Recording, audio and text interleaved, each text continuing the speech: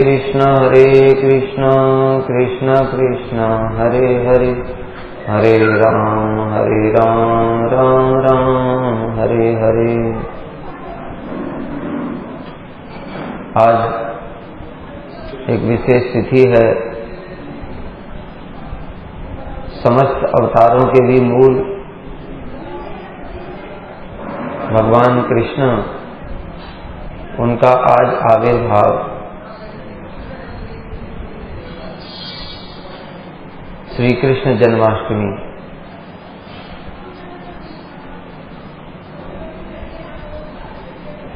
कृष्ण स्वयं भगवान है, इस विषय में दो प्रकार से विचार होता है। एक तत्वगत विचार और एक रसगत विचार। तो हम लोग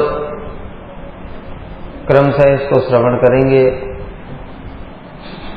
तत्वगत विचार करते हैं तो उसमें वर्णन आता है श्री भक्ति रसामृत सिंधु में श्री रूप गोस्वामी ने कृष्ण के जो 64 गुण हैं, उन गुणों को 4 वर्गों में विभाजित किया। पहला जो वर्ग है उसमें 50 गुण है। ये जो 50 गुण होते हैं, ये सामान्य जीवों में भी दिखाई देते हैं, अंश मात्रा में, अंश मात्रा में, क्योंकि जीव भी भगवान का ही अंश है, इसलिए उसके अंदर भी भगवान के कुछ गुण होते हैं, किंतु अंश मात्रा में होते हैं, अणु मात्रा में। उसके बाद जो शिव इत्यादि देवता होते हैं, उनके अंदर में 5 गुण एक्स्ट्रा होते हैं।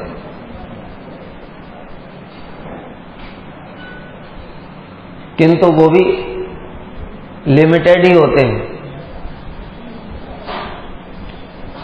तीसरे वर्ग में 5 गुण और वो नारायण और भगवान के अन्य अन्य अवतारों में होते हैं।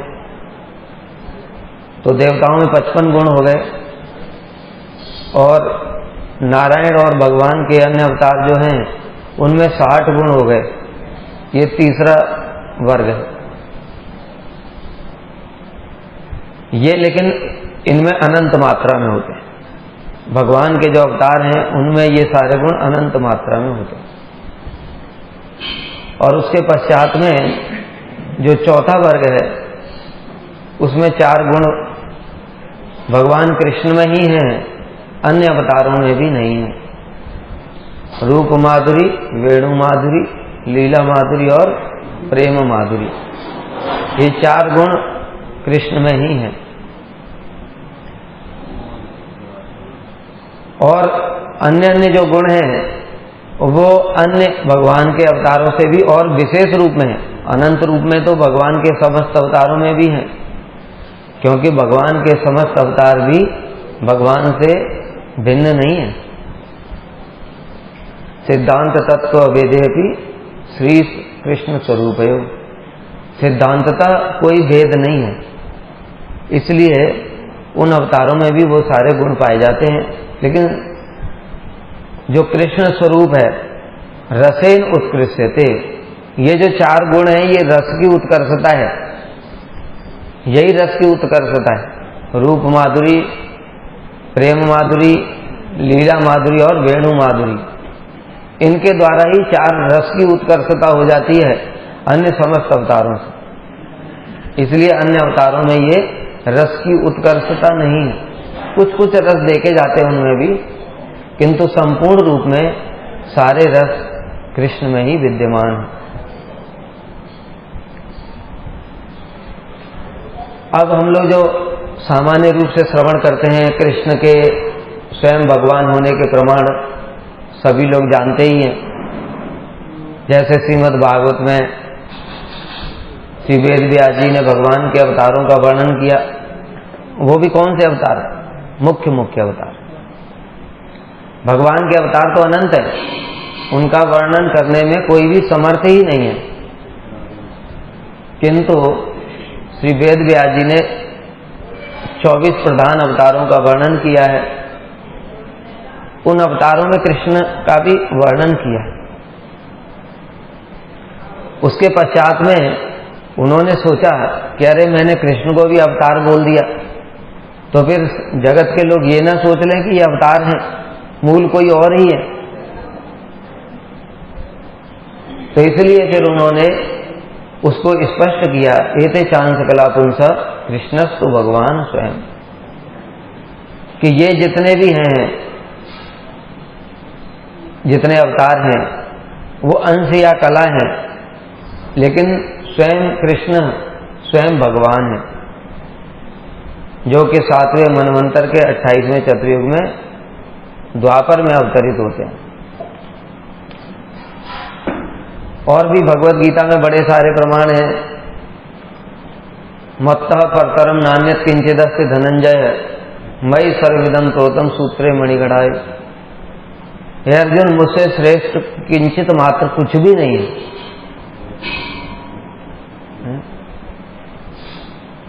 ये जो ब्रह्मांड है, सारे के सारे अनंत ब्रह्मांड, ये सारे के सारे एक सूत्र की भांति मुझ में पिरोए हुए। ये ब्रह्मांड को मान लो मोती। अब माला जो होती है उसमें मोती अलग अलग पड़े हैं, अगर धागा ही नहीं है तो फिर माला बनेगी? तो सब ऐसे टूटे बिखरे पड़े रहेंगे, उनकी कोई एग्जिस्टेंस ही नहीं। उसी प्रकार से इन ब्रह्मांडों का कोई भी अस्तित्व नहीं है। भगवान ही धागे की तरह इन सब में पिरोए हुए हैं। मतलब भगवान की शक्ति के बिना कुछ भी संभव नहीं। जो कहते हैं ना कि भगवान की मर्जी के बिना पत्ता भी नहीं हिलता, बात तो सही है, लेकिन उसको ठीक से लोग समझ नहीं पाते। उस पर हम विचार नहीं करेंगे, अभी हमारा प्रसंग दूसरा है। भगवान की शक्ति के बिना कुछ भी संभव नहीं है। इसका एक उदाहरण देता हूं। जब यह सृष्टि हुई, उसमें महत्तत्व प्रकट हुआ, महत्तत्व से अहंकार प्रकट हुआ, अहंकार फिर 3 भागों में विभाजित हो गया, सात्विक, राजसिक और तामसिक। सात्विक अहंकार से मन और इंद्रियों के देवता प्रकट हुए, राजसिक अहंकार से 5 ज्ञानेंद्रियां, 5 कर्मेंद्रियां, और तामसिक अहंकार से 5 महाभूत और 5 तन्मात्रा। इस प्रकार से 24 तत्व प्रकट हो गए। अब ब्रह्मा जी को तो भगवान ने आदेश दिया सृष्टि करो, तो ब्रह्मा जी बैठ करके सृष्टि करने के लिए प्रयास कर रहे हैं। सृष्टि कैसे करेंगे? जैसे हम लोग इस जगत में देखते हैं, सीमेंट है, सरिया है, बालू है और वो बजरी है, सब सामान है ना। फिर कारीगर उनको मिला करके बिल्डिंग बनाता है। तो ये सब रॉ मटेरियल को यूज करके जैसे कारीगर बनाता है, ऐसे ब्रह्मा जी के सामने सारे रॉ मटेरियल हैं, 24 तत्व पड़े हुए। अब ब्रह्मा जी उनको मिला करके शरीर बनाने की कोशिश कर रहे हैं। बहुत कोशिश करी, कुछ कर ही नहीं पा रहे, वो तत्व मिलते ही नहीं है। हम लोग ही अगर विचार करें, हम लोग कहते हैं पंच तत्व से शरीर बना हुआ है, ये पंच तत्व का है।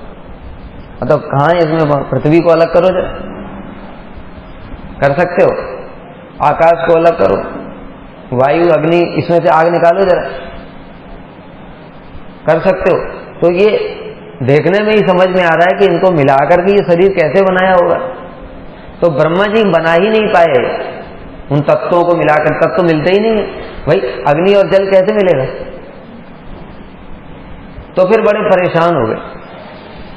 परेशान होकर के भगवान का स्मरण किया। भगवान ने अपनी शक्ति से उन सब तत्वों में प्रवेश किया। उन सब तत्वों में भगवान प्रविष्ट जब हो गए, तब जाकर के भगवान की इच्छा से वो तत्व मिले, तब शरीर बना। तो रॉ मटेरियल भी किसी काम का नहीं है। अगर भगवान की उसमें शक्ति संचार ना हो तो वो भी इधर ही उधर पड़ा रहेगा। कोशिश करके भी ब्रह्मा जी उनको मिला करके शरीर नहीं बना पाए। तो इसलिए भगवान गीता में बार बार ये बात कहते हैं कि मुझसे श्रेष्ठ कुछ भी नहीं है। अर्जुन को जब ये सब ब्रह्मांड दिखाए, अनंत कोटि, और अनंत कोटि ब्रह्मांड दिखाने के बाद में सब कुछ दिखाया। हम लोग तो एक शिव जी को ही जानते हैं, उन्होंने तो 11 रुद्र दिखा दिए। एक सूर्य को हम लोग जानते हैं, उन्होंने 12 सूर्य दिखा दिए। एक हवा जानते हैं हम लोग, 49 मरुत। इतना सब कुछ दिखाया। उसके बाद में भगवान ने कहा कि अर्जुन, ये जो तू देख रहा है ना, ये तो कुछ भी नहीं है। अथवा बहु नैतेन किम ज्ञातेन तबार्जुन विष्टव्य अहम इदम कृष्णम एकांशेन स्थितो जगत। अरे ये जो तुमने देखा ये तो एक अंश ही है। अब सोचो भगवान की विभूति क्या है। ये अनंत कोटि ब्रह्मांड, ये तो एक अंश मात्र ही, तो पूरा कैसा होगा? भगवान ने पहले ही बोल दिया था पूरा नहीं देख सकता तुम केवल कुछ कुछ उपलब्धि जैसी कर सकते हो कि भगवान ऐसे हैं, बस। ये मत सोचना कि तुम मुझे पूरा देख लोगे या पूरा समझ लोगे, दिव्य दृष्टि से भी। तो भगवान की विभूतियां किस प्रकार की हैं हम उसकी कल्पना भी नहीं कर सकते। ब्रह्मा जी जो इस सृष्टि के सबसे श्रेष्ठ प्राणी हैं, ब्रह्मांड के मालिक हैं, वो भी हाथ जोड़ के भगवान के सामने क्या कहते हैं? जानंत एव जानंत किम बहुक्त्या न मे विभो मनसो वपसो वाचो वैभवम तब गोचर। हे प्रभु, जो कहते हैं कि मैंने अपनी बुद्धि से कृष्ण को जान लिया, जैसे बहुत सारे शास्त्र पढ़ लेते हैं, बड़े बड़े श्रुतिधर भी होते हैं, सारे शास्त्र पढ़ लेते हैं, कुछ भी क्वेश्चन पूछो तुरंत उसका प्रमाण देंगे। उपनिषद में ऐसा कहा है, वेदों में ऐसा कहा है, यहाँ पुराण में ये बोला है।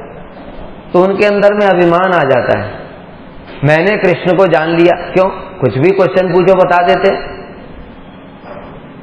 तो ब्रह्मा जी कह रहे हैं अब बताओ, ये जो इस जगत के मनुष्य हैं उनसे तो बहुत श्रेष्ठ बृहस्पति हैं, देवगुरु, वो देवताओं के भी गुरु हैं, उनका ज्ञान इनसे ज्यादा है कि नहीं? तो वे ब्रह्मा जी जिन्होंने सृष्टि करी है उनका ज्ञान कितना होगा? लेकिन वो ब्रह्मा जी कह रहे हैं कि जो लोग ऐसा कहते हैं मैंने आपको जान लिया, उनको कहने दो, मूर्ख हैं। क्यों? क्योंकि मैं ब्रह्मा होकर भी आपको मन से, वाणी से, वचन से कुछ भी नहीं जान पाया, अथवा आपके मन का वैभव कब आप क्या सोचते हैं, आपकी वाणी का वैभव क्या आप कह रहे हैं, मनसो वपसो, और आपके शरीर का वैभव, जो आपका ये जो शरीर दिखाई दे रहा है एकदम साधारण गोप बालक की तरह, लेकिन ये क्या है इसको मैं भी नहीं जान पाया, तो बाकी कौन जान पाएगा? तो इस प्रकार से तत्वगत मतलब बहुत ही विचार है। अगर इसमें विचार करने गए तो हमारा 1 घंटा ऐसे ही चला जाएगा। 1 घंटा भी कुछ नहीं है। वदंत तत्तत्विदस् तत्त्वम् यज्ञानम अद्वयम् ब्रह्मेति परमात्मेति भगवानिति। 3 दिन से आप लोग श्रवण कर ही रहे, उसमें और हम जाएंगे नहीं। ऐश्वर्य समग्र वीर्य, ब्रह्म संहिता में तो पूरा ही भरा पड़ा है। गोविंदम आदि पुरुषों तमहम भजामि। अब हम लोग आगे बढ़ते हैं, कुछ कृष्ण की आज विशेष महिमा श्रवण करते हैं जो हम लोग सामान्य रूप से कभी श्रवण नहीं करते।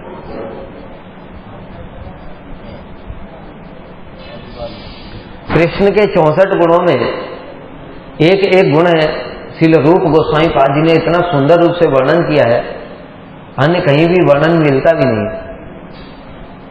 मतलब जैसे भागवत के प्रमाण तो है, भागवत में दिया तो है सब कुछ, किंतु ऐसे नहीं दिया कि ये कृष्ण का ये गुण है। इसलिए हमने पहले भी रूप गोस्वामी की तिथि में भी बताया था कि रूप गोस्वामी का क्या वैशिष्ट्य है। भागवत से भी बहुत ऊंची ऊंची ऐसी उन्होंने चीजें लिखी हैं जो अन्य कहीं मिलती नहीं है। कई जगह तो उन्होंने खुद ही अपने ग्रंथों का ही प्रमाण दिया, क्योंकि प्रमाण ही नहीं है, उन गुणों को समझाने के लिए प्रमाण ही नहीं मिलता है। इसलिए उन्होंने ललित माधव, विदग्ध माधव जैसे नाटक लिखे हैं, और श्री भक्ति रसामृत सिंधु और श्री उज्ज्वल नीलमणि आदि ग्रंथों में उनका ही प्रमाण दिया, क्योंकि प्रमाण ही नहीं है।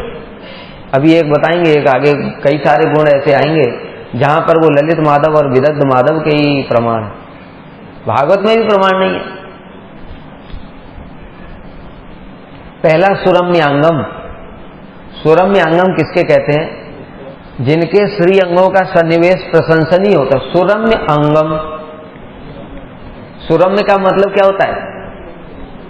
मतलब बिल्कुल सुंदर, परफेक्ट, आकर्षक अंग, जिनके समस्त अंग ही कैसे हैं? अत्यंत सुरम्य, मन को आकर्षित करने वाले। कैसे बता रहे हैं आप सुनो। श्री कृष्ण का मुख चंद्रमा के समान शोभा विशिष्ट, और चंद्रमा के समान शोभा विशिष्ट का मतलब क्या है? चंद्रमा की जैसी है वैसा नहीं है, चंद्रमा तो घटता बढ़ता है, उसमें काले काले धब्बे भी हैं। कृष्ण का ऐसा नहीं है। चंद्रमा कहने से तात्पर्य होता है, चंद्रमा की पूर्णिमा को देखो जाकर के छत के ऊपर, चंद्रमा में से कांति निकलती है। वो जो कांति होती है बड़ी वो आकृष्ट, मनमोहक होती है। उसी प्रकार से श्री कृष्ण के मुखमंडल से वो कांति निकलती है, तो चंद्रमा की शोभा के जैसा है। उनकी दोनों जंघाएं हाथी की सूंड के समान, भुजाएं स्तंभ की भांति, जो हस्तकमल हैं, करकमल, वो प्रस्फुटित कमलों की भांति। जो प्रस्फुटित कमल होता है ना, उसका रंग वर्ण देखो, एकदम हल्का हल्का सा लालिमा उनके उसमें होती है और बड़ा ही सुंदर दिखाई देता। इस प्रकार कैसे कह रहे हैं? मुख चंद्राकार है, उसमें माधुर्य की स्फूर्ति हो रही है। यहां पर फिर वो श्रील विश्वनाथ चक्रवर्ती ठाकुर ने वही बात बताई है कि जो चंद्राकार का मतलब बताया है, उसका मतलब कोई ये ना समझे चंद्रमा के समान, उसकी कलाएं तो घटती बढ़ती रहती हैं। और कमर अत्यंत छीड़, नाभि अत्यंत गंभीर, मतलब सारे के सारे अंग बड़े ही सुरम्य हैं, आकर्षक। इस प्रकार से श्री कृष्ण के जो अंग हैं, श्री अंग, उनका वर्णन किया गया सुरम्यांगम। दूसरा बताया सर्व सल्लक्षण अन्वितः, जितने भी सुंदर लक्षण होते हैं, जैसे सौभाग्य सूचक जितने भी चिन्ह होते हैं, वो सब के सब कृष्ण के अंदर में हैं। जैसे यहां पर उदाहरण भी दे रहे हैं कि श्री नंद महाराज से कोई एक गोप कह रहा है कि हे नंद महाराज, ये बालक का जन्म गोपवंश में कैसे हो गया? मतलब गोपवंश तो वैसे ब्राह्मण क्षत्रिय, वैसे ब्राह्मणों को भी थोड़ा श्रेष्ठ माना जाता है, लेकिन वैश्य कुल तो क्षत्रियों से भी नीचे है, और इतने सर्वगुण संपन्न बालक का इस कुल में कैसे जन्म हो गया? आश्चर्य प्रकट करते कह रहे, देखो इस बालक के नेत्रांत देखो, सुरम, उसका सर्व सल्लक्षणों का मतलब क्या है? 7 अंगों में रक्तिमा। रक्तिमा मतलब जैसे बताया था कल हमने, नेत्र के जो कोने हैं वो हल्के से लाल लाल होते हैं, हाथ चरण लाल लाल होते हैं, ये रंग। 7 अंगों में रक्तिमा होनी चाहिए। कौन से 7 अंग हैं बताएंगे। 6 अंगों में उच्चता, 3 अंगों में विशालता। कितना हुआ? 7 और 6 13, 13 और 3 16। 3 अंगों में हृस्व, हृस्व माने छोटे। 3 अंगों में गंभीरता, 5 अंगों में दीर्घता मतलब विशाल, और 5 अंगों में सूक्ष्मता। ये टोटल मिलाकर के 32 अंगों के बारे में बताया गया। तो कैसे है, अब यहां पर बता रहे हैं टीका में कि देखो जो 7 अंगों में क्या बताया? रक्तता यानी लालिमा होनी चाहिए। कैसे? नेत्र अंत, जो नेत्रों का जो अंतिम भाग है उसमें लालिमा होती। चरण, भगवान के चरण कमल, कमल बोलते हैं ना, कमल के समान लाल हैं। भगवान के जो हाथ हैं वो भी कमल के समान ही लाल हैं, इसे कर कमल बोलते हैं। तालु, तालु माने जीवा, जीवा का जो नीचे का हिस्सा ऊपर वाला वो तालु। अधर, ओष्ठ, ओष्ठ और अधर, हाँ, जीवा जीवा तो हो गई लाल है, ऊपर वाला जो हिस्सा है वो तालु, वो दोनों भी लाल है। और नख, ये जो नख है देखो हमारे कैसे पीले पड़ गए, रोगियों के लक्षण है। भगवान के कैसे होते हैं, एकदम लाल में होते। तो इस प्रकार से 7 अंगों में रक्तिमा है। फिर 6 अंगों में उच्चता बताई थी। उच्चता मतलब थोड़ा उच्च, जैसे वक्ष स्थल होता है, जो देखा है ना क्षत्रिय स्वभाव के होते हैं, उनका वक्ष स्थल कैसा होता है, थोड़ा उभरा हुआ होता है, मतलब जो बॉडी बनाते जिम जाते हैं, तो ऐसे उनके वक्ष स्थल में उच्चता है। स्कंद, कंधे थोड़े उठे हुए। नख, नासिका, ये नासिका भी थोड़ी उठी हुई। कटी, कमर और मुख, इन 6 अंगों में उच्चता है। फिर विशाल, कटी, कमर, ललाट, ये विशाल होना चाहिए। छोटा सा होता है ना, जो जिस बालक का थोड़ा ये हिस्सा बड़ा होता है, तो माँ बाप क्या कहते हैं बचपन से ही देख करके, ये बड़ा पंडित बनेगा, बड़ा इंटेलिजेंट बनेगा, विशाल। और वक्ष, ये इन अंगों में विशालता है। हृष्य माने छोटा होना चाहिए। क्या, ग्रीवा, गर्दन जो है वो ज्यादा लंबी सी नहीं होनी, शुतुरमुर्ग की तरह। जंघा और शिश्न, इन तीनों अंगों में हृष्यता है। गंभीरता, नाभि, स्वर और बुद्धि, इन तीनों अंगों में गंभीरता है। अब इससे ज्यादा और क्या एक्सप्लेन करने लायक मेरे पास कुछ नहीं, वो तो देखकर ही पता चलेगा, ठीक है, इसलिए सुन लो बस। दीर्घता किसमें बताया, बड़ा। नासिका, भुजा, भगवान की जो भुजाएं होती हैं कैसी होती हैं, आजानुलंबित, घुटनों तक होती हैं। नेत्र, बड़े बड़े नेत्र हैं। हनु, थोड़ी। और जानू है ना, घुटने। इन 5 अंगों में दीर्घता है।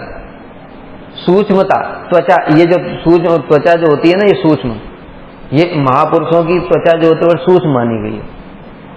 तो मोटी चमड़ी नहीं होती, ठीक है। महापुरुषों के लिए तो देखो कुछ भी हो सकता है, लेकिन सामान्य रूप से ये शास्त्र में बताया गया। केश, ये लोम, जो रोम है, दांत और अंगुली पर्व, ये 5 अंगों में सूक्ष्मता है।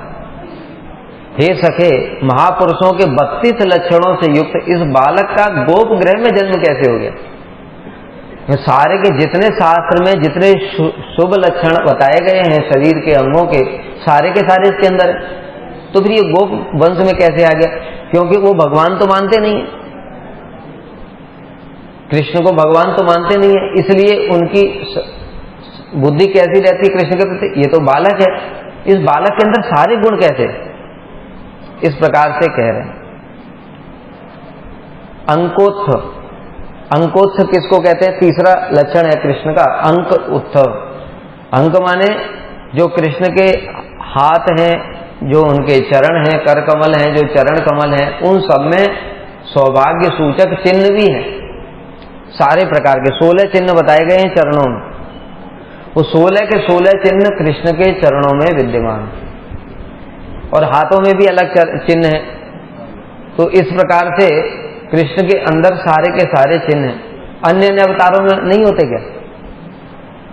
अन्य अवतारों में होते हैं कि नहीं? कहते अन्य अवतारों में भी होते हैं, किंतु 16 के 16 नहीं होंगे, किसी में 2, किसी में 4, जो और जैसे राम जी हैं उनमें और ज्यादा होंगे, लेकिन अन्य अन्य अवतारों में होंगे लेकिन कम होंगे। कृष्ण में 16 पूर्ण रूप में है। कैसे बता रहे हैं? किसी वृद्धा गोपी ने कृष्ण के दर्शन किए और बताया। पद्म पुराण में भगवान के चरण कमलों में अंकित चिन्हों का उल्लेख है। पद्म पुराण में ब्रह्मा जी नारद जी से कह रहे हैं कि भगवान के चरण कमलों के लक्षण मैं कह रहा हूं, मैंने असंख्य अवतारों का वर्णन तुमसे किया। नारद जी को बता रहे ब्रह्मा जी कि मैंने तुम्हें भगवान के अनंत अवतारों की बातें बताई हैं, किंतु कृष्ण स्वयं भगवान हैं, उनके लक्षण सुनो।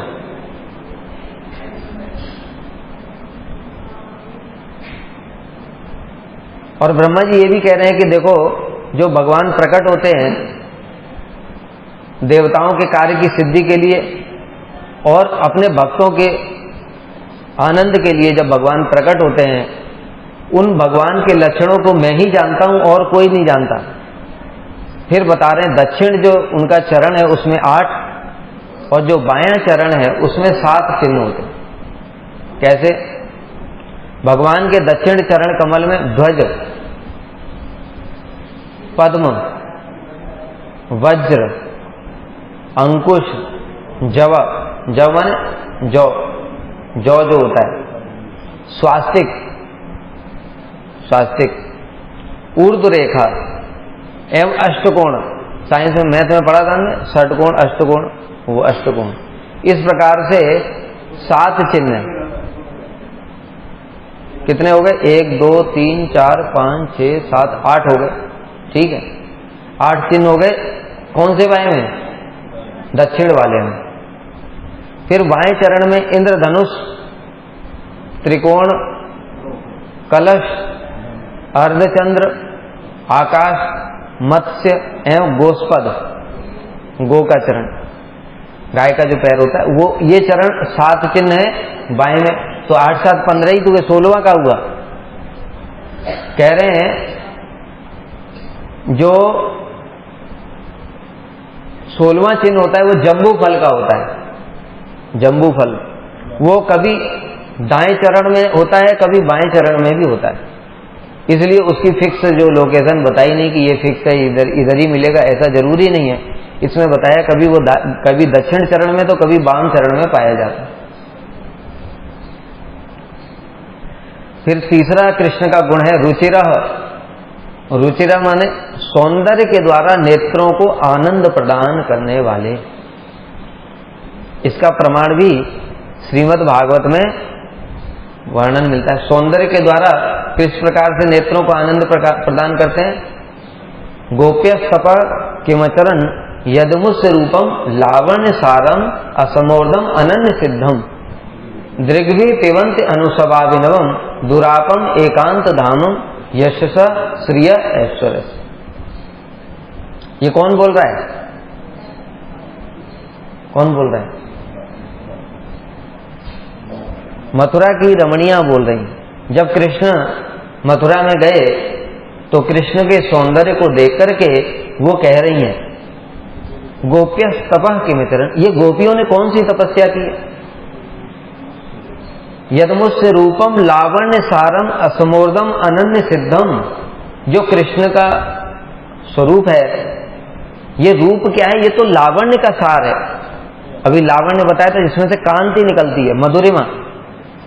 यहां पर रुचिर का मतलब भी क्या बताया? सौंदर्य के द्वारा नेत्रों को आनंद प्रदान करने वाला।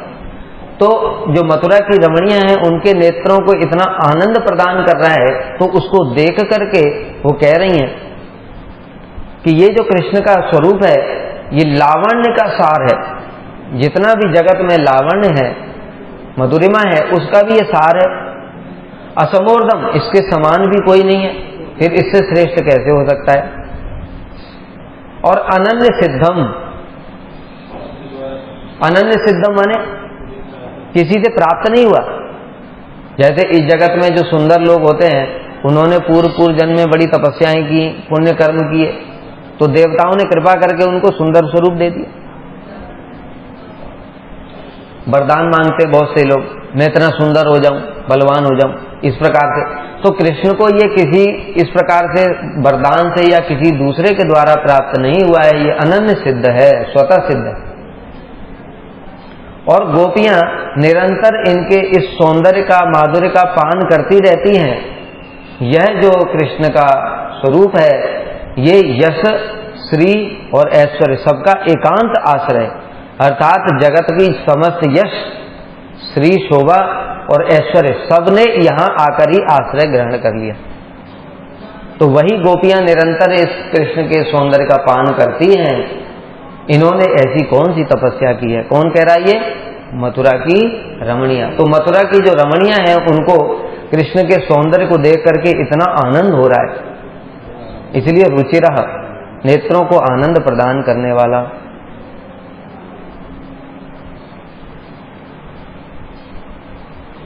और भी उदाहरण दे रहे हैं। श्रीमद् भागवत के तृतीय स्कंद में युधिष्ठिर महाराज ने जब राजसूय यज्ञ किया था, उस समय भगवान कृष्ण के जो स्वरूप था उसको देख करके तीनों भुवनों में स्थित प्राणी, समस्त जगत के भू भुव स्वर्ग तीनों भुवन में और ऊपर तक भी, वो सब अनुमान करने लगे कि मानव सृष्टि के विषय में विधाता की जितनी भी निपुणता थी, अर्थात जिसने विधाता ने अब तक जितने भी मनुष्य बनाए हैं, जितनी उसकी एक्सपर्टीज थी, वो सारी की सारी कृष्ण के सौंदर्य को बनाने में ही लगा दी।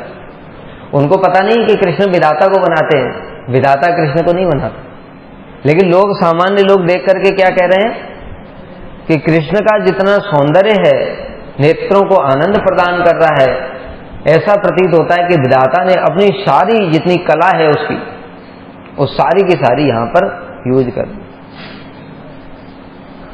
और इस प्रकार से उसकी जो निपुणता है वो इसी को प्रकाशित करके समाप्त हो गई। मतलब अब कुछ नहीं बचा है उनके पास। मतलब विधाता अब और दूसरा ऐसा कोई स्वरूप नहीं बना सकता। अब ये थोड़ा और भी अच्छा उदाहरण दे रहे हैं। ये तो हमारे गोस्वामियों का ही है, क्योंकि इस प्रकार की चीजें तो भागवत में भी नहीं है। धनुज अरी, धनुज अरी मतलब धनु से दानव उत्पन्न हुए। धनु ने जिनको जन्म दिया, धनुज दानव, दानवों के अरी अर्थात असुरों के शत्रु। तो कह रहे जो धनुज अरी है, धनुजारी, समझो थोड़ा, धनुजारी श्री कृष्ण के मुख नेत्र कमल, सुनना ध्यान से, कितना सुंदर उपमा दी है। निश्चित रूप से रूप गोस्वामी की लग रही है। इनके मुख नेत्र कमल, कर कमल, नाभि एवं चरण युगल, ये 8 कमल हैं। क्या? 2 नेत्र कमल हो गए, 1 मुख कमल हो गया 3, 2 कर कमल हो गए 5, 1 नाभि कमल हो गया 6 और 2 चरण कमल हो गए। ये 8 कमल हैं कृष्ण के चरणों में। अब जब भंवरा आता है तो भंवरा किसकी ओर आकर्षित होता है? कमल की ओर आकर्षित होता है। और अगर उसको इतना सुंदर कमल मिल गया और उसमें रस भी है, तो फिर वो जो भंवरा है वो किसी प्रकार से भी उस कमल को नहीं छोड़ पाता।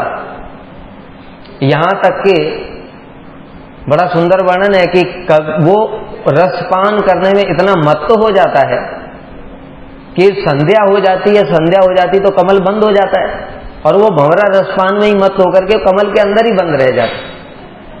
समझ गए? तो इस प्रकार से ये जो कृष्ण के 8 कमल हैं, इन कमलों के मध्य में अगर ब्रज गोपियों के चंचल नेत्र रूपी भ्रमर, गोपियों के जो नेत्र हैं वो क्या है? भ्रमर है। और वो भ्रमर ने अगर इस एक भी कमल को दर्शन कर लिया, अब वो वहां से हट नहीं सकता, कुछ भी कर लो तो वो उसी के अंदर में बंद रह जाता है। जैसे मैंने भी उदाहरण दिया कि वो भंवरे को अब रसपान में मत हो गया तो पता ही नहीं चलता है उसको कि कब क्या समय हो गया, वो बंद ही हो जाता है।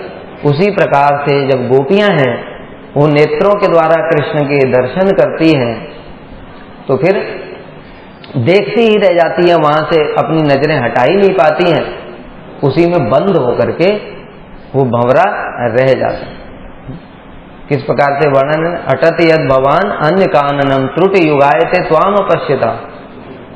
किस प्रकार से गोपियों के जो नेत्र रूपी भंवरे हैं वो कृष्ण के इन कमलों के लिए लोलुप किस प्रकार से हैं कि एक क्षण के लिए भी अगर कृष्ण उनके नेत्रों से दूर हो जाते हैं तो उनको युग के समान प्रतीत होते। त्रुटि युगायते त्वाम अपस्थितम, आपको बिना देखे एक त्रुटि मात्र का समय भी युग के समान प्रतीत होता है। तो इस प्रकार से ये जो भंवरे हैं, फिर इनकी सामर्थ्य नहीं है कि वो उस कमल से बाहर आ जाए। इस प्रकार से कृष्ण के जो अंग हैं वो रुचिर।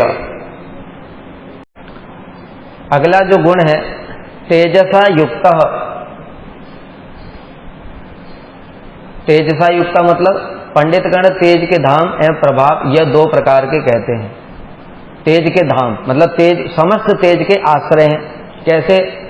तुम लोग सब जानते ही हो, रोज पाठ करते हो ना ब्रह्म संहिता में, यस्य प्रभा प्रभवतो जगदंड कोटि कोटि सुशेष वसुदादि विभूति भिन्नम तद ब्रह्म निष्कलम अनंतम अशेष रूपम गोविंदम आदि पुरुषम तम हम भजामि।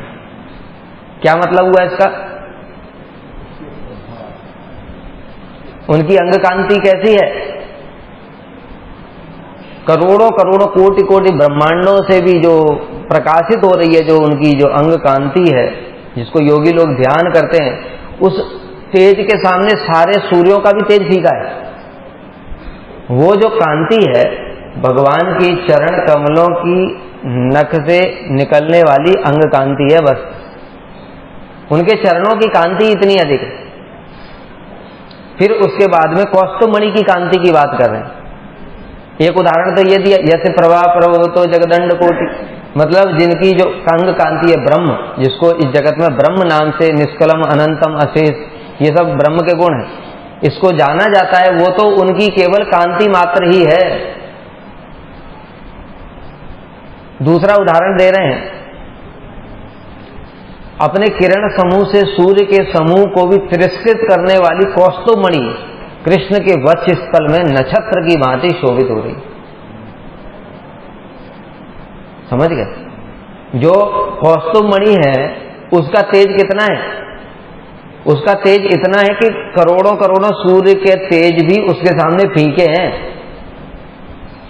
और वो मणि भी कृष्ण के जब वक्ष स्थल में विराजमान, तो एक नक्षत्र, नक्षत्र में तारे नक्षत्र होते हैं ना, कैसे जरा से जुगनू जैसे ही तो है। उस चंद्रमा का देखो तेज और उन तारों का तेज कुछ नहीं। तो कृष्ण का तेज उतना अधिक है कि वो कौस्तुभमणि भी वो थोड़े से नक्षत्र के जैसी लग रही। हम कल्पना भी नहीं कर सकते कि कृष्ण का तेज अधिक होगा। तो फिर कहते हैं कि तो फिर कौस्तुभमणि का इतना तेज है, तो फिर हमको तो दिखाई दे रही है, सूर्य तो हमको दिखाई नहीं देता है। सूर्य की बात छोड़ो, ये जो बल्ब जल रहा है ये कितने वॉट का है? वो वाला, वही उसकी ओर ही हम थोड़ी देर देख नहीं सकते। ठीक है, 24 वाट का जो है उसकी ओर ही हम थोड़ी देर भी देख नहीं सकते। तो सूर्य की ओर तो बिल्कुल भी नहीं देख सकते। कोई जा करके सूर्य से नजरें मिलाए, आंख से दिखना बंद हो जाएगा। यहां पर कह रहे हैं कि कौस्तुभमणि का तेज सूर्य से भी ज्यादा है। तो फिर हमको तो जब वर्णन आया कौस्तुभमणि तो सब चुरा चुरा करके ले जा रहे थे, तो ऐसा कैसे संभव है? तो वहां पर बताते हैं कि कृष्ण ने लीला के लिए इस जगत में नर्वत लीला कर रहे, इसलिए तेज को ढक दिया है, नहीं तो कोई उसको देख ही नहीं सकता। भाई सूर्य को ही नहीं देख सकते हम, एक बल्ब को भी नहीं देख सकते। जो हेलोजन वाला बल्ब लगा देते उसको भी नहीं देख सकते, तो सूर्य को कैसे देखेंगे? और सूर्य को नहीं देख सकते, उसको कोटि सूर्य के समान तेज है इसका कौस्तुभमणि का, उसको कैसे देख पाएंगे? तो भगवान ने क्या किया कि लोग, क्योंकि जब प्रकट लीला भगवान करते हैं तो भगवान जगत के सामने अपने को और अपनी चीजों को भी प्रकाशित कर देते हैं कृपा कर, इसलिए वो तेज को संवरण कर लिया है। और उससे भी तेज ज्यादा भगवान का है, तो भगवान को क्या देखोगे? इसलिए भगवान ने नर्वत लीला करने के लिए तेज को संवरण कर लिया है, इसलिए हम देख पा रहे हैं, नहीं तो उनको देख नहीं सकते। तभी तो बड़े बड़े ऋषि मुनि ज्ञानी योगी तो अंग कांति तो देख पाते हैं, अंदर कहां देख पाते हैं।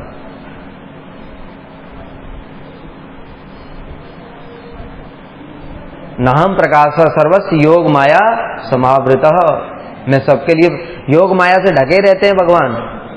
अगर उन्होंने उस योग माया को हटा लिया तो हम तो खैर देख भी नहीं सकते, लेकिन उनका इतना तेज है कि कोई भी बद्ध जीव तो उसकी तो आंखें ही बंद हो जाएंगी, मतलब आंखें अंधा हो जाएगा, बंद क्या होगा।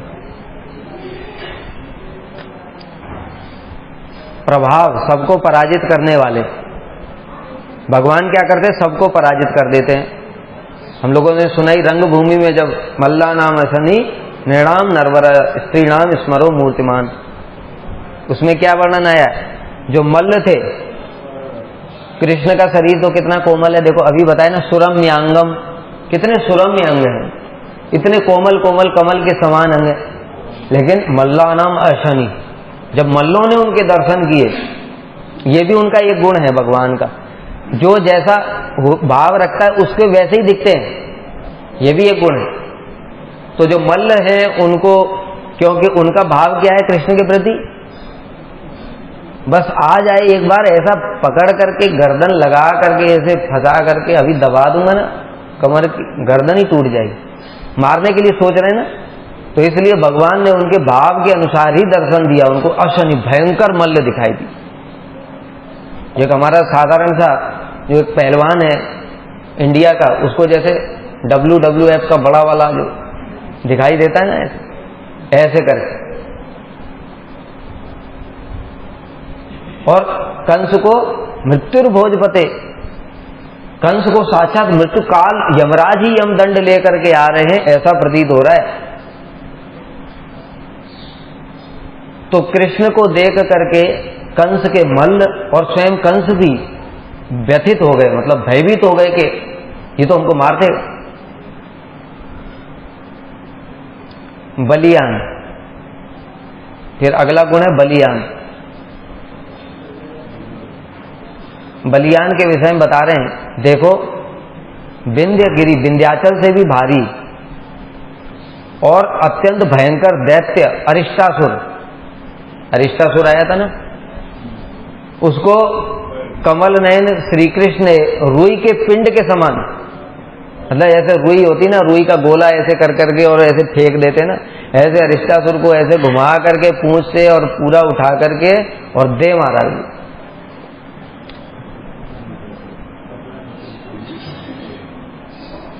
तो इतना उनका बल है। फिर दूसरा गिरि गोवर्धन का उठाया कैसे, सभी लोग जानते हैं। कमलाक्ष कृष्ण बताया अभी, उनके हाथ कैसे अत्यंत कोमल कोमल हाथ है, लेकिन उन कोमल हाथों पर भी उन्होंने गिरिराज जी को कंदुक क्रीड़ा, जैसे हम लोग गेंद उठा लेते हैं ना खेलने वाली, ऐसे क्रीड़ा की भांति उसको गिरिराज जी को धारण किया हुआ। ये उनका बलियान बल दिखाता है।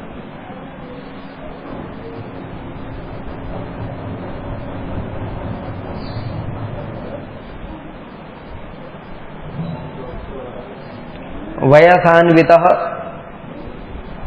वयस के अनेक भेद होने पर भी, वयसान्विता, वयस माने उनका कौन कौन सी वयस है, बाल्य, पौगंड, किशोर। तो इसलिए बाल्य, पौगंड, किशोर इत्यादि इनके वयस के अनेक भेद होने पर भी जो किशोर, जो उनका वयस है, वो समस्त रसों का आश्रय, सबका मूल है। प्रभु जी ने बताया था ना कल इस श्लोक,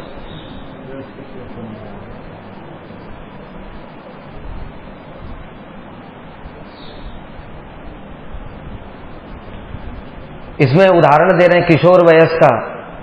किशोरावस्था में अभिव्यक्त जो कृष्ण का मृदु हास्य है, जैसे अभी बताया था ना कि कृष्ण के मुख जो कमल के समान है, उसमें गोपियों के नेत्ररूपी भंवरे बंद हो जाते, उसी तरह यहां बता रहे हैं कि उनके मृदु हास्य की शोभा द्वारा निर्मल पूर्ण चंद्र का गर्व तिरस्कारी एवं अर्ध प्रफुल्लित कंदर्प की नवकला द्वारा स्निग्ध श्री कृष्ण, मतलब क्या है, उनका माधुर्य कैसा है कि पूर्ण चंद्र जो होता है उसकी जो कांति है उसको भी तिरस्कृत कर रहा है। कृष्ण का जो सौंदर्य मुखमंडल का, वो पूर्ण चंद्र की कांति को भी तिरस्कृत कर रहा है। और जो कंदर्प है कामदेव, उसकी जो नव कलाएं हैं उनके भी गर्व को पराभूत कर रहा है। ऐसा उनका, हम लोग सुनते ही हैं जब रासलीला प्रारंभ हुई तो वहां पर कंदर्प भी आया। कंदर्प यानी कि कामदेव, उसने जब कृष्ण को देखा तो देखते ही वो मूर्छित प्राय होकर के गिर, उसके हृदय में ही काम जागृत हो गया और वो मूर्छित होकर के गिर पड़ा और विधाता को कोस रहा है, ब्रह्मा जी को कोस रहा है, कहता हाय रे विधाता, तूने मुझे पुरुष क्यों बनाया, तुमने मुझे अगर स्त्री का शरीर दिया होता तो मैं भी ये कृष्ण के मधुर जो सौंदर्य है उसका आस्वादन करता।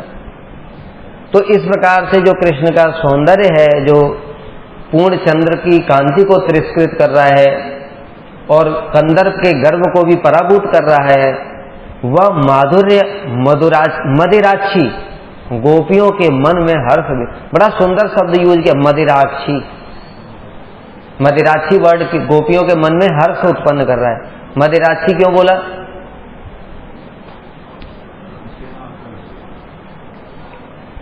मदिरा अच्छी, मदिरा जो होती है उसका रक्तवर्ण, हल्का सा रक्तवर्ण होता है, मदिरा का देखा रक्तवर्ण होता है।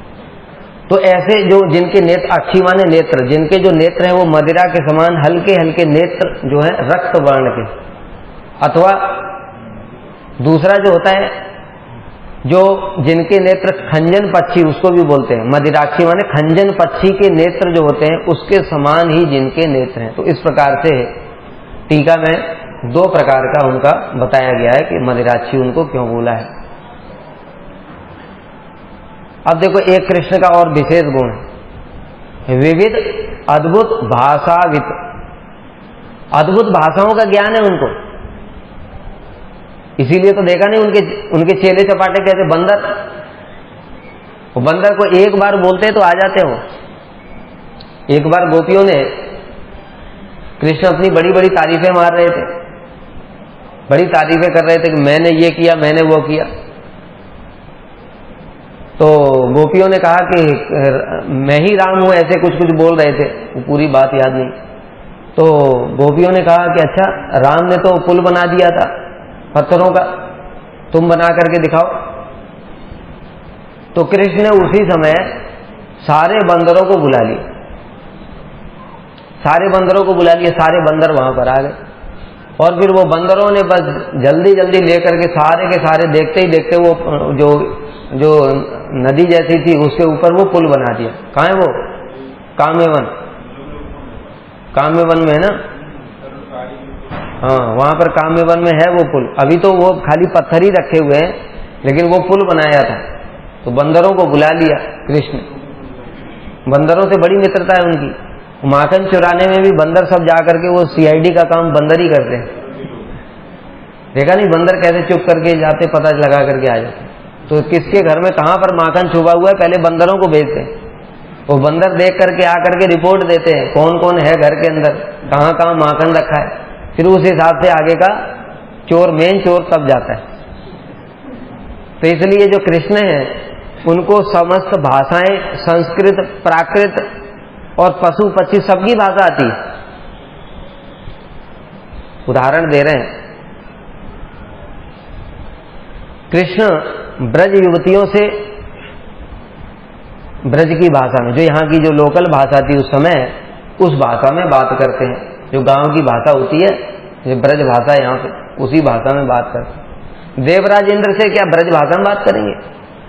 देवराज इंद्र से संस्कृत भाषा में बात कर रहे हैं कृष्ण। देव भाषा क्या है? संस्कृत।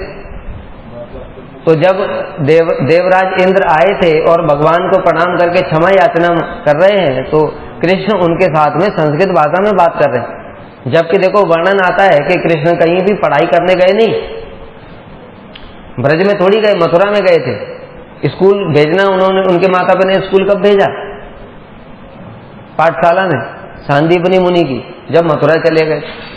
ब्रज में तो कोई वर्णन ही नहीं आता है कि वो कहीं पढ़ने के लिए गए, फिर भी संस्कृत बात कर रहे हैं। पशु पक्षियों से उनकी भाषा में बात करते हैं। अत्यंत आश्चर्य का विषय है, श्री कृष्ण समस्त भाषाओं में किस प्रकार से पंडित हो गया। ये कौन बोल रहा है? ये ब्रज की किसी विदग्ध वृद्धा के वचन, जो कृष्ण को इस प्रकार से देख रही हैं। एक कोई वृद्धा है, यहां पर बताया पशु का तात्पर्य गो महेशादि प्रवृत्ति पशुओं से है। कीर का तात्पर्य सुख पक्षी, सुख पक्षियों से उनकी भाषा में, गायों से, कभी गायों को बुलाते हैं ना, आ जाते हैं। हम लोग तो धौली श्यामली और जो नाम ले लेकर के बुलाते हैं, लेकिन कृष्ण उनकी भाषा में बुलाते हैं, इसलिए वो आ जाती सारी की सारी। कीर माने सुख पक्षी। इस प्रकार से जो कृष्ण है वो समस्त भाषाओं का भी ज्ञान रखने वाले हैं। सत्यवाक्यम, सत्यवाक्यम माने ये हम लोग शाम के टाइम में स्तुति, जब गर्भ स्तुति हुई है उसमें वर्णन भी आता है, सत्यव्रतम सत्यपरम त्रिसत्यम। देवता लोग स्तुति में ये बात कह रहे हैं, सत्यस्य योनिम नेतंच सत्य, उसका वर्णन सुनेंगे। सत्यवाक्यम का यहां पर मतलब है जिनके वचन सत्य हैं। भगवान ने कुंती देवी को पहले ही बोल दिया कि आप चिंता मत करो, आपके 5 पुत्र जीवित रहेंगे। अब देखो भगवान कैसे सत्य वचन है कि महाभारत के युद्ध में भीष्म जैसे अपराजित योद्धा भी मारे गए, जिनको इच्छा मृत्यु का वरदान था, जिनको शस्त्र विद्या में कोई पराजित ही नहीं कर सकता, वो भी मारे गए। द्रोणाचार्य, जिनके पास में जब तक अस्त्र और शस्त्र हैं कोई उनका वध ही नहीं कर सकता, वो भी मारे गए। कर्ण और कितने कितने योद्धा, यहां तक कि उनके भगवान के अपने ही सगे भांजे अभिमन्यु, उनका भी वध हो गया। पांडवों के ही जो 5 पुत्र थे उनका भी वध हो गया, लेकिन भगवान ने पांडवों को कुछ होने नहीं दिया। पहले ही वचन दे दिया था कुंती देवी को कि तुम्हारे 5 पुत्र जीवित रहेंगे और तुमको मैं ला करके अर्पण कर दूंगा। तो कुंती देवी यही बात कह रही हैं कि हे प्रभु, आप यदि सूर्य शीतल हो जाए, सूर्य का धर्म क्या है? ताप, लेकिन अगर सूर्य भी शीतल हो जाए और चंद्रमा का ताप क्या है? शीतलता, वो अगर उष्ण गर्म हो जाए, किंतु आपके जो वाक्य हैं वो कभी भी व्यथा नहीं होते। सत्यम सत्यम विधातुम निजभृत्य भाषितम व्याप्तिम च भूतेषु अखिलेषु चास्मि। हिरण्यकश्यपु ने पूछा तुम्हारा भगवान कहाँ है? कहते सब जगह ही है। यही व्याप्तिम च भूतेषु अखिलेषु, अखिल माने समस्त भूतों में व्याप्त है। प्रहलाद ने ये बोला तो हिरण्यकश्यपु के सामने खंबा ही था, तो उसने कहा अच्छा सब जगह व्याप्त है, तो क्या खंबे में भी है? प्रहलाद ने कहा हाँ। तो प्रहलाद की इसी बात को सत्य सिद्ध करने के लिए भगवान क्या हुआ? अदृश्य अद्भुत उद्वहन स्तंभे सभायाम न मृगम न मानुषम। उसी सभा में इतना अद्भुत स्वरूप प्रकट कर दिया भगवान ने, स्तंभ से ही प्रकट हो गए। अपने निज भृत्य भाषितम, अपने भृत्य प्रहलाद की बात को सत्य सिद्ध करने के लिए भगवान खंबे से ही प्रकट हो। ये सत्य वचन।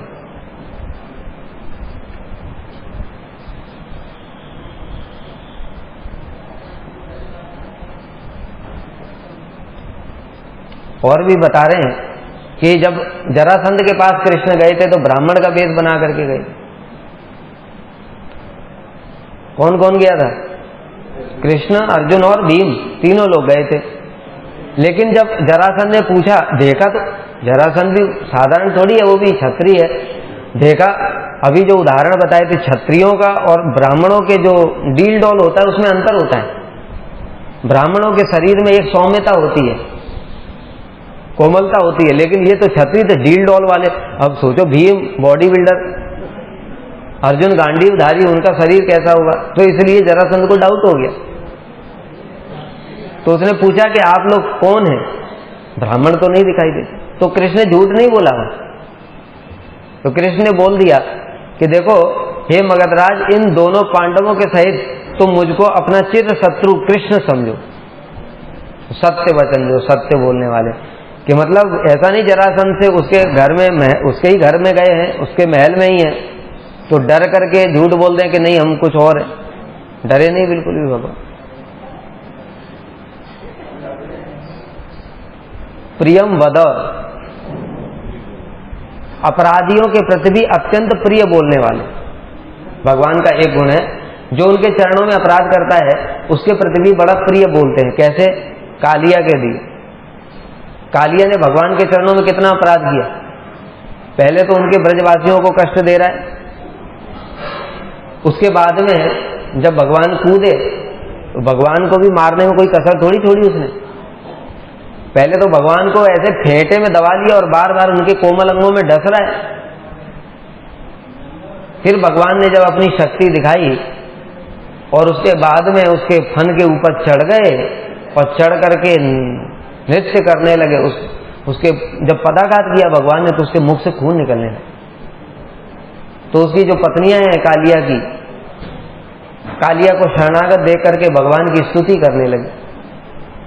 तो बाद में भगवान कृष्ण ने कहा कि हे नागराज, मेरे द्वारा तुम्हें पीड़ा प्रदान किए जाने पर भी तुम मेरे प्रति दोष दृष्टि नहीं करना। कितनी बड़ी बात बोली। अरे अपराध कौन कर रहा है?